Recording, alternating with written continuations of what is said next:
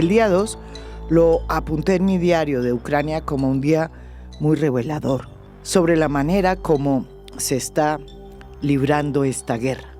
No solo por parte de Ucrania y de su ejército, sino también por parte de Rusia. Ese día fuimos a Superhumans, una fundación que me dijeron era financiada por el hijo de Warren Buffett. La fundación era un centro de rehabilitación para los civiles y combatientes que han terminado lesionados, amputados, varios de ellos en su mayoría, por la guerra. Este centro está ubicado en las afueras de Lviv, la primera ciudad que conocimos. El lugar sorprende porque su arquitectura es súper moderna y es hasta lujoso, diría yo. Caminando por sus pasillos me di cuenta que un lugar como este no había en Colombia, para los miles y miles de víctimas que dejó la guerra.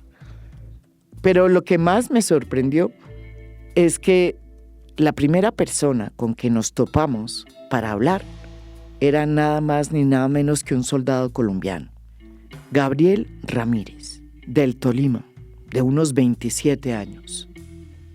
Él y su hermano habían llegado a Ucrania hace 2 años, cuando se inició la guerra. Él es soldado profesional, estuvo 15 años en el ejército. Combatió en Catatumbo, Cauca, Putumayo y vio las entrañas de la guerra en Colombia. Un día decidió pedir la baja y se fue de Colombia con su hermano y se presentaron aquí en Ucrania como voluntarios, empujados por una oferta que para ellos era difícil de no aceptar. Si entraban como voluntarios en el ejército ucraniano, iban a recibir 3.000 euros mensuales. Como era un soldado que ya conocía la guerra, después de un entrenamiento de no más de una semana, Gabriel fue enviado a formar parte de las brigadas de asalto, que son las unidades que están combatiendo en la línea de fuego, en la parte oriental ucraniana, donde se asentaron las tropas rusas luego del repliegue que tuvieron que hacer en febrero del 2022. Ahí está la línea de fuego. De un lado, las tropas rusas, los tanques, la artillería, y del otro lado, el ejército ucraniano.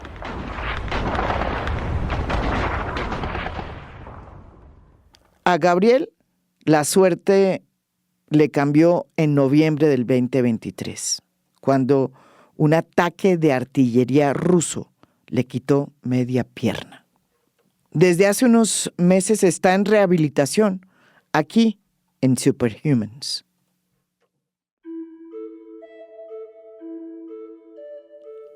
Esta entrevista la hicimos en una situación complicada, en medio de sonidos de alerta, de ataques, y en un centro que estaba lleno a reventar de víctimas, que entraban y salían, de personas amputadas y de personas en sillas de ruedas. Entrevistarlos fue toda una odisea. Habemos 5 amputados. Acá hay uno que está haciendo terapias. Sí, mueren colombianos, peruanos. Bueno, el día que me pasó esto murieron 3 peruanos. Y bueno, uno sabe las consecuencias, sí. Pero créame que, bueno, para mí, quedar amputado no era una opción. Morirme es lo de menos, pero quedar amputado no. Bueno, que lo maten a uno, sí se lo imagina uno, porque pues sabía que viene, ¿no? Pero quedar amputado, pues, o así lesionado, no está en mis planes. Gabriel entró a lo que se conoce aquí en Ucrania como la Legión Extranjera, que está integrada por muchísimos voluntarios. la cifra de colombianos combatiendo en Ucrania no es una cifra oficial, porque, como ya dijimos, las cifras son parte de la guerra. Sin embargo, en todas las investigaciones que hicimos, preguntando aquí y allá, pudimos establecer que existirían hoy en Ucrania cerca de 2.000 colombianos como Gabriel o como Miguel Ángel, otro de los soldados colombianos que encontramos aquí en Ucrania y que también entrevistamos. Según una información, es así oficial, son 38 los colombianos que hasta hoy han muerto combatiendo en el ejército ucraniano, ocupando el 4º lugar de esa legión extranjera. El primer lugar lo ocupa Estados Unidos, con 56 soldados muertos. Después Georgia con 55 y luego Bielorrusia con 39. Estos soldados que se llaman a sí mismos voluntarios, pero que en el fondo pues son mercenarios porque reciben una paga por sus servicios, integran lo que se conoce como el Batallón de la Legión Extranjera, del cual poco se habla, pero que evidentemente existe. Where have you come from? Come from Texas. Okay, you come from Texas. When did you arrive in Poland? I got here on Monday. I told myself that if Ukraine originated a foreign legion, I'd be the first one to sign up. And the next day they did, and I think I was probably the first one to sign up. I ended up communicating with their embassy through FaceTime Messenger, and I sent them my qualifications. And they said, come on. Gabriel fue destinado a una de esas brigadas de asalto. Su unidad era de latinoamericanos, integrada por cerca de 90 hombres, en su mayoría colombianos. El día que lo hirieron, murieron 3 peruanos, pero sus cuerpos no pudieron ser rescatados porque los rusos se lo impidieron. Gabriel era suboficial en el ejército colombiano y, como nos cuenta, estuvo en las zonas más complicadas y más difíciles que formaron parte de la escena del conflicto interno colombiano. Bueno, en Colombia fui suboficial, presté servicio en Bogotá, fui soldado profesional en Catatumbo, de ahí hice curso suboficial, estuve en Nariño, estuve en el Putumayo, estuve en el Cauca y en Palmira. Sí, y se fue porque había una propuesta buena. No, mira, uno toma la decisión porque, bueno, El ejército ya no estaba. en Colombia ya no me llenaba las expectativas, como te ¿Pero digo. por qué? Porque económicamente no había hecho mayor cosa en 9 años. No es un secreto para nadie que en 9 años uno en Colombia sea suboficial o soldado profesional. No sé los oficiales, pero no se hace mayor cosa. Entonces, por ese lado, la expectativa no me la llenaba mucho. Toca mirar otras opciones y bueno. Gabriel, como todos los voluntarios que están combatiendo en el ejército ucraniano, hizo un contrato por 3 años.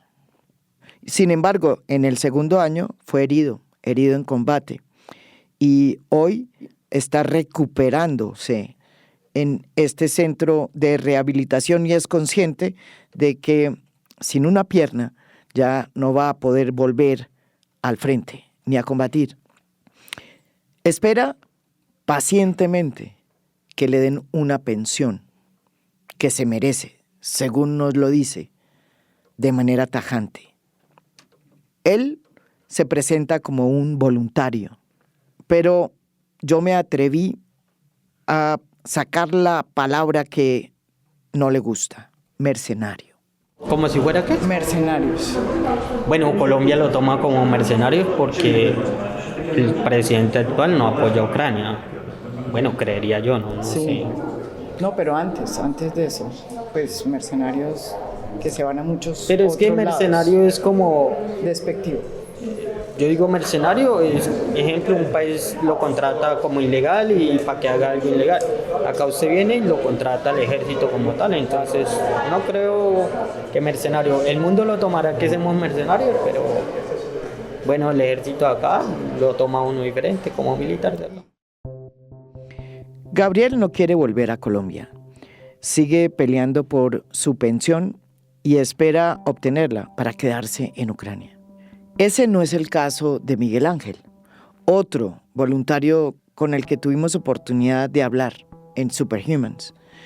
Él tenía un rango más alto que Gabriel en el ejército colombiano, pero también pidió la baja. Y hace 1 año y medio decidió venir a Ucrania por la paga. Porque nunca en sus 10 o 15 años de vida en el ejército iba a recibir mensualmente lo que aquí le iban a dar.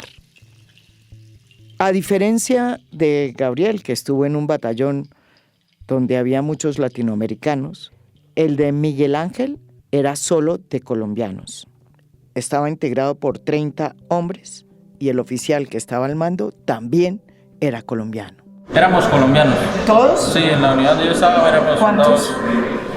O sea, mi pelotón que lo conformábamos 30 hombres, 30 y algo, dependiendo que a veces se retiran. Todos éramos colombianos. En mi pelotón solo éramos colombianos. Todos soldados. Sí, todos Soldados profesionales. Soldados profesionales o oficiales. Y pues era como... Esa era la política para mantener una mejor comunicación. ¿Y al mando quién estaba? ¿Quién estaba al Cuando yo estuve al mando del pelotón había el comandante era colombiano. ¿También? Sí, era colombiano. ¿Y hablaba ucraniano? No hablaba ucraniano, pero hablaba inglés, el inglés perfecto. Y el entonces comandante era colombiano y era, me imagino que oficial, en Colombia. En Colombia fue suboficial. Fue suboficial. Acá en Ucrania tuve entrenamiento como 1 mes. Pero en el tiempo que uno está ahí, entra a misión, sale, dura un tiempo sin entrar, entonces en ese tiempo va recibiendo más entrenamiento. Medio hay tiempo se va uno nutriendo de conocimiento. ¿Y crees que debería haber más entrenamiento para...? No hay tiempo tampoco, ¿no? Pero... No, pues para combatir, por ejemplo, la artillería, o sea, Eso ya, qué caramba. de pronto uno como colombiano tiene un poco más de, ¿cómo diría yo? Como más capacitación que ¿Que los de acá? Sí, o sea, me refiero a que uno tiene como más malicia, o sea, o la comunicación también, uno para comunicarse con ellos también es complicado. ¿Y ha habido muertes de colombianos bastantes? ¿Usted vio? Pues que yo sepa, sí. Incluso el día que yo entré a misión, mi misión era de entrar a sacar 2 compañeros muertos. Colombianos. Sí, colombianos. Y los cuerpos me están diciendo que no son difíciles para recuperar. Difíciles, demasiado. ¿Más que en Colombia? Claro, porque es que acá uno va entrando, están los drones, lo ven y de una comienza la artillería. Entonces hay veces que uno va a ir a intentar hacer la recuperación y no puede, la artillería lo comienza a bombardear y entonces le toca a uno... ¿Y lo logró recuperar o no? Pues los cuerpos. No, nada, no se pudo recuperar esos cuerpos, no se pudieron recuperar. Hablas mucho de infantería, ¿cómo compararías el poder de la infantería de los rusos versus la que tenías tu pelotón en particular? Pues, eran superados, muy superados, ¿no? Igual. Pues es bastante la infantería rusa, lo que pasa es que allá, por ejemplo, dicen que los mandan, bueno, vaya a tomar en esa posición y se le meten a uno a tomarse de la posición y así, o sea, no miran el peligro. La mayoría siempre fracasan porque mueren. Muy suicidas. Y un momento, por ejemplo, en la mañana te mandaron 6, a mediodía ya vienen otros 6, en la tarde otros 6, así, o sea, es demasiado. No demasiado número de soldados. Sí, del otro lado. pero en poder así de combate, pues no son como, no tienen como esa destreza que uno tiene, diría yo, porque hablando así son como un poco brutos para meterse de uno así. ¿De verdad? Sí.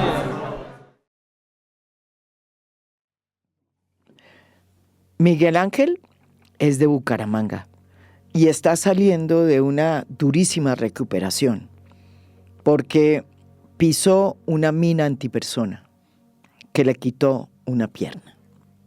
Durante la corta entrevista sonaron varias veces las alertas anunciando un ataque de misiles rusos, motivo por el cual nos tocó movernos de sitio y fue aún más difícil obtener un buen sonido para esta entrevista.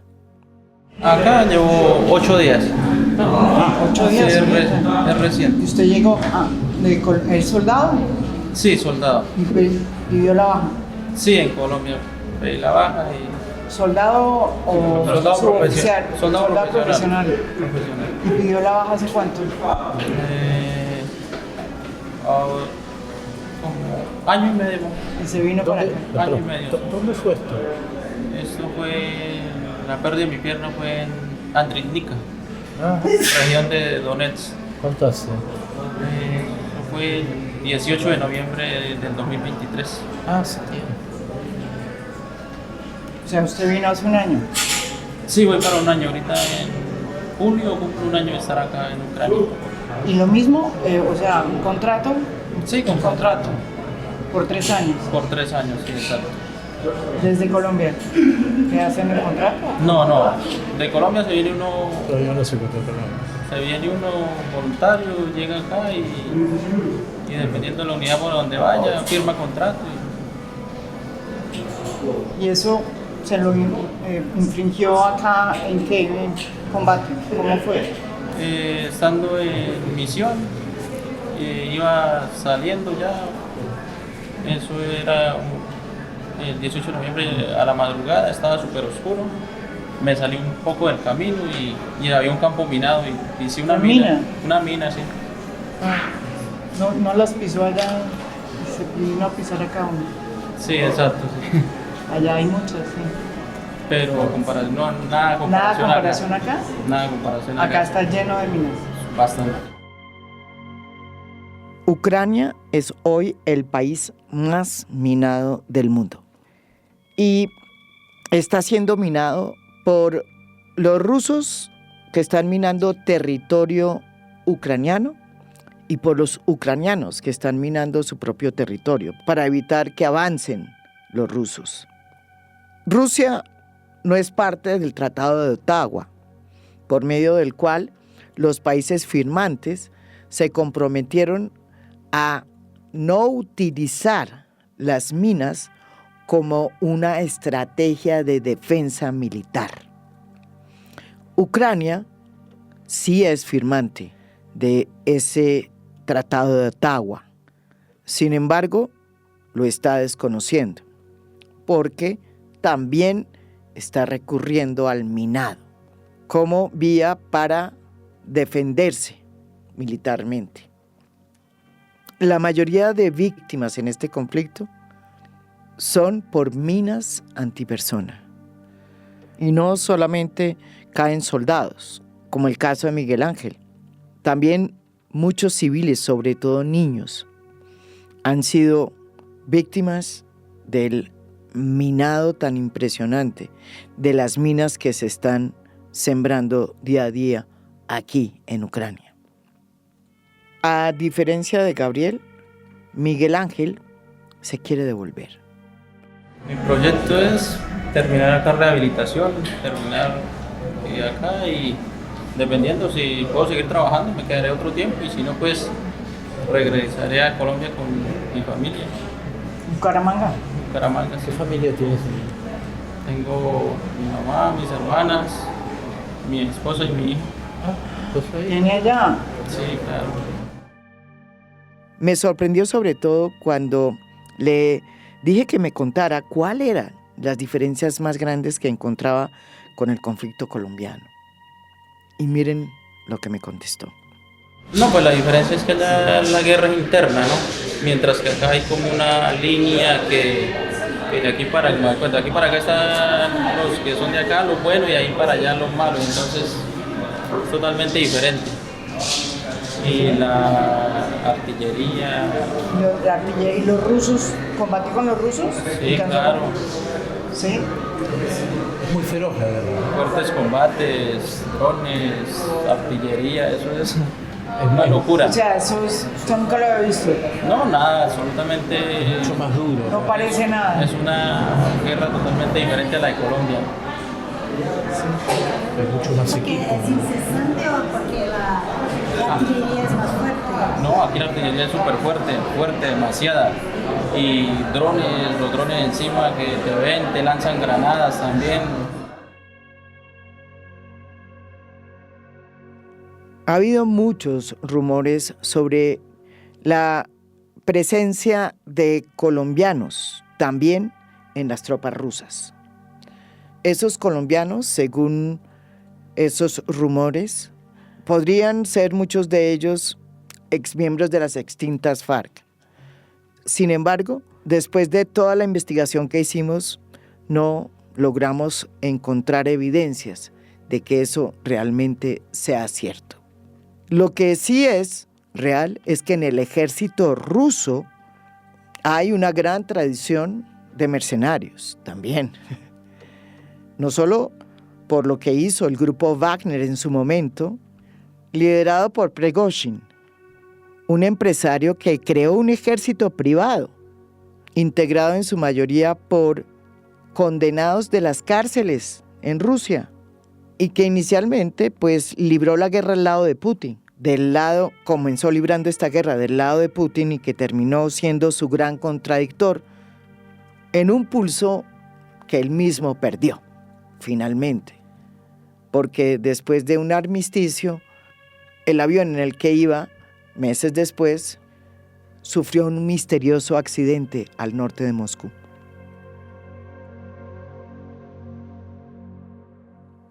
De estos mercenarios de Wagner, hay que pasar a ese otro capítulo que se conoció hace poco, cuando se descubrió que había cubanos combatiendo en el ejército ruso que venían de una trata de personas que ha sido denunciada por el propio Ministerio de Relaciones Exteriores del gobierno de Cuba. Ángela, todavía no hay muchos detalles acerca de cómo opera esta red y de cuántos traslados de ciudadanos cubanos se hicieron para combatir en Ucrania del lado ruso. Lo que sí se sabe es que las operaciones se llevaban a cabo tanto desde La Habana como desde Moscú.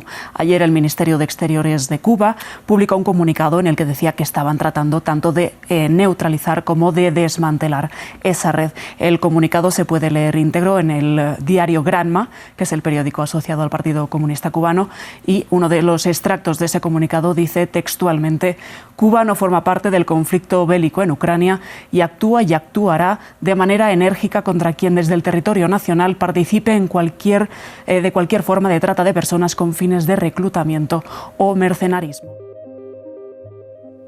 El ejército ucraniano es un ejército de todas formas muy distinto al ejército ruso. El nivel de edad es de 40 años, lo cual lo convierte en uno de los ejércitos más viejos del mundo.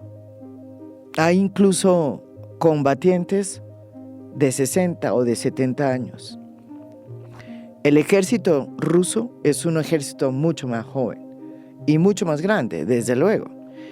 Mientras el ejército ruso puede contar con cerca de 2 millones de miembros, de los cuales 1 millón y pico son soldados, el de Ucrania está integrado por 1 millón de personas, de los cuales cerca de 800,000 son hombres armados.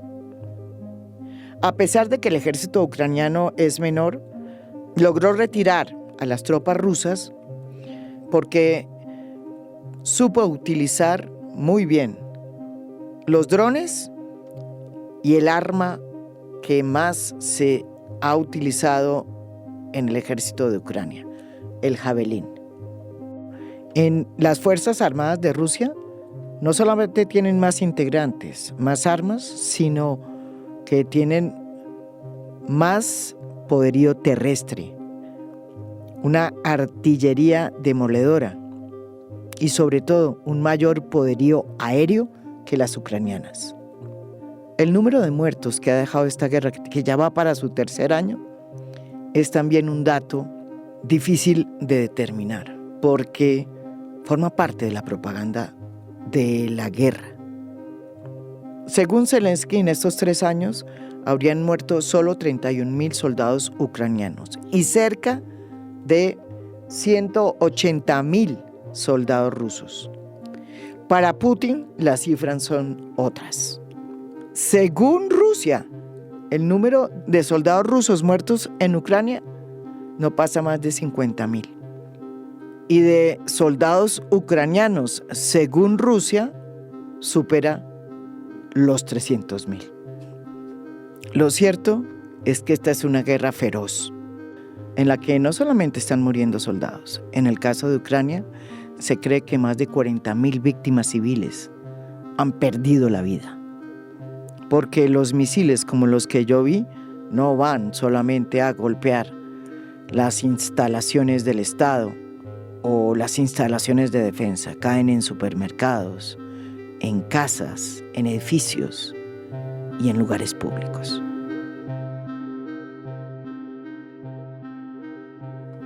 Los soldados se ven por todas partes en Ucrania. Van en su uniforme, en el tren, en el bus, comen en los restaurantes, pero sobre todo tienen sus propios bares de noche. En Kiev hay varios bares donde todos estos soldados ucranianos y de la Legión extranjera van a tomarse unos tragos. Yo fui a uno de ellos.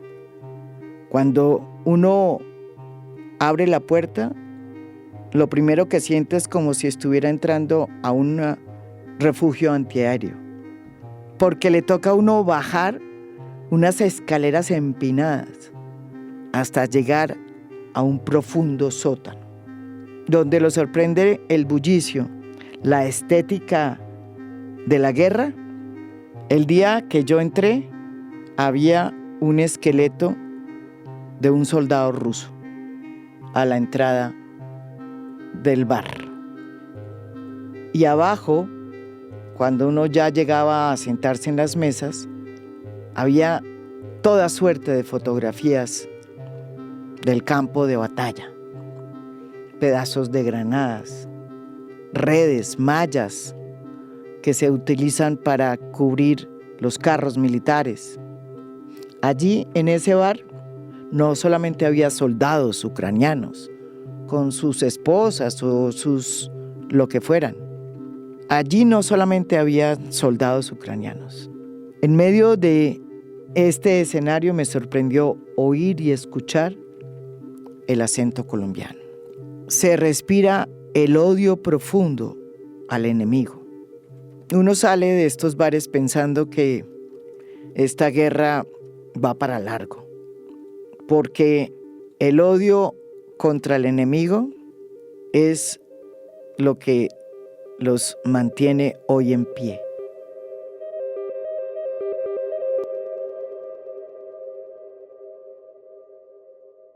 Esto es A Fondo. Mi nombre es María Jimena Duzán.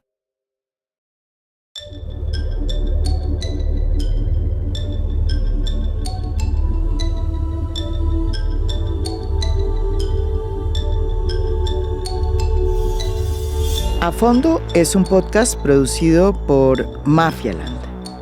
Producción general, Juan Diego Barrera. Gestora de audiencias, Beatriz Acevedo.